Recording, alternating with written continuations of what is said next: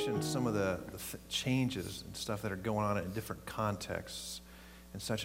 What would you say are some of the big shifts going on in the West that are having significant impacts on the church today? You know, I don't know. Let me answer it this way. I think one of the biggest problems we have today, and I'll just say it, the United States, the biggest problem we have with the United States and the church, and even tighter, the mainline church, is that we are talking different languages. And I don't know how many of you have ever had the chance to worship in a foreign language. Maybe you've traveled overseas, or you've been somewhere, or you just go downtown and go to an immigrant church and worship with them. And the first time you do that, maybe the second or third time you do that, the first time you do it, it's kind of novel, right? I mean, you're kind of trying to follow along, and you're trying to kind of figure it out, and you're kind of proud of yourself if you can, when they do the Kyrie, you can understand it, whatever it may be. But after 2 or 3 times, you pretty quickly decide, man, if you were to live here, you're not going to be able to worship there because they just speak a different language. And more than likely, if it's an immigrant church, more likely than not, their music is probably different than you, okay?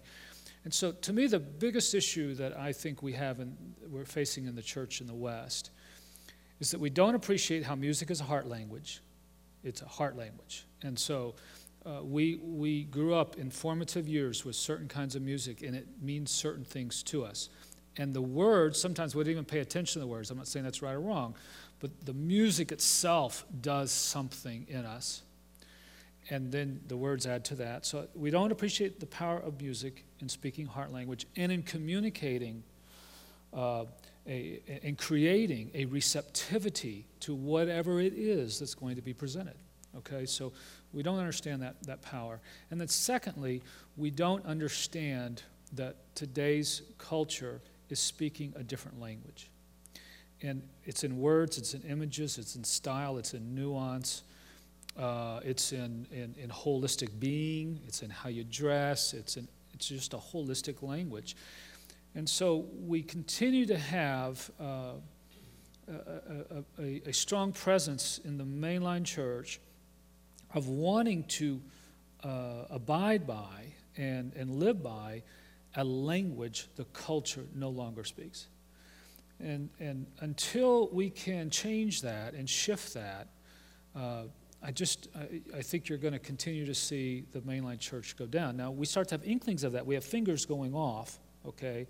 We have a number of guys, and more likely than not, they're in the younger generation because they're already embedded in that culture. They're trying to figure out how to translate the church into that culture. But I think that's one of the biggest issues we're facing right now, and it's the source of the decline of the church, and then you see others trying to arrest it. Now, sometimes you'll see the emerging church come out of that, for instance, 5-7 years ago, and the problem in that is at times, and this is why I think the sacramental mainline, especially sacramental LCMS like us, we've got great theology. And not only do we have great theology, we invest a lot in training theologians. And so we don't just throw it aside. And so at times you saw some issues happening with the emerging church that I believe, frankly, was just poor theology, wasn't grounded in historical theology. It oftentimes would claim a sacramental aspect, but it wasn't even really sure what that meant, So you have some of those attempts, and that's why I think something like 5.2, as we're coming along, we have a real opportunity to what is sometimes called a radical traditionalism. It's not a repristination. It's a radical traditionalism. There's historicalness there that we want to regain, but we want to put it into a radical package that reaches the culture. So I'm not sure if I totally answered your question, but to me that's just something that I'm frustrated at.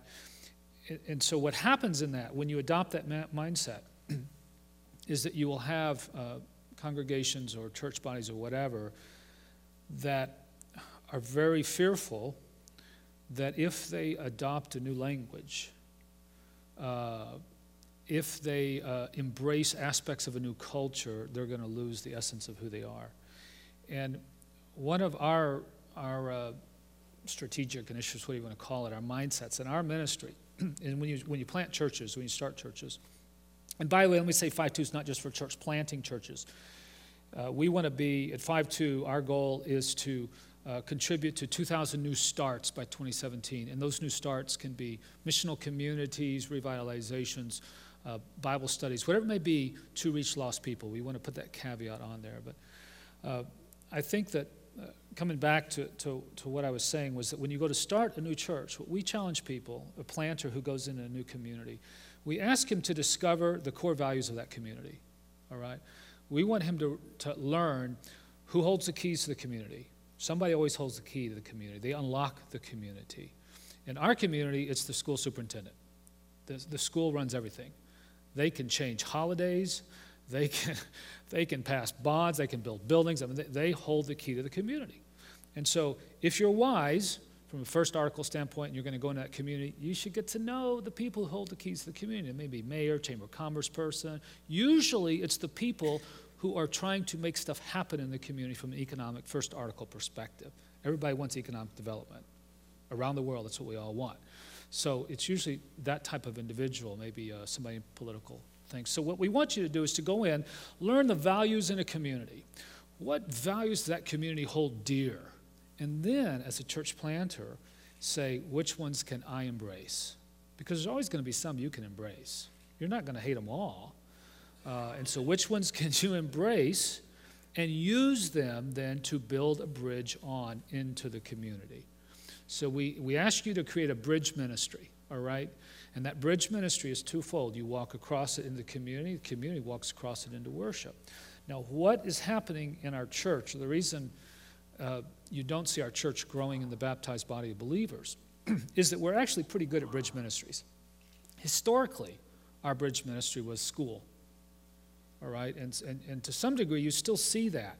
You'll see that the preschool ministry has been something our denomination for the last 20-plus years has been pretty good at. As a matter of fact, you can get really good at preschool because young parents wanting something for their children at a very formative age, and if you figure that one out, you can really reach young families. Our number one bridge ministry, that and sports. Those are our two top bridge ministries in our congregation. But what happens is that we can get real good at the bridge ministry.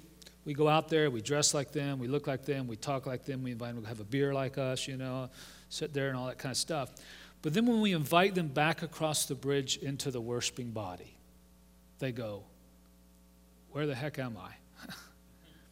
You have just brought me into a foreign field. You don't talk like me. You changed your language. You start saying Jesus instead of Jesus or whatever, I don't understand what just happened, okay? So if we can take bridge ministry and worship and butt it up as close as we can,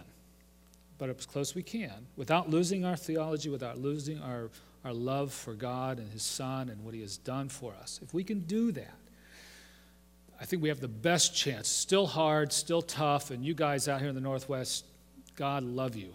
You all throw 100 seeds down and you get one. I throw 100 down and I may get 25 or 30, okay? So you're in a very, very tough ground, but that's the best chance you get, I believe, okay?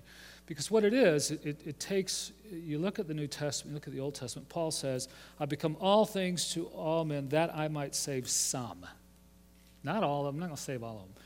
But I have got to decide what I'm going to give up, how I'm going to transform me for the sake of reaching them, and what I'm not going to live with anymore.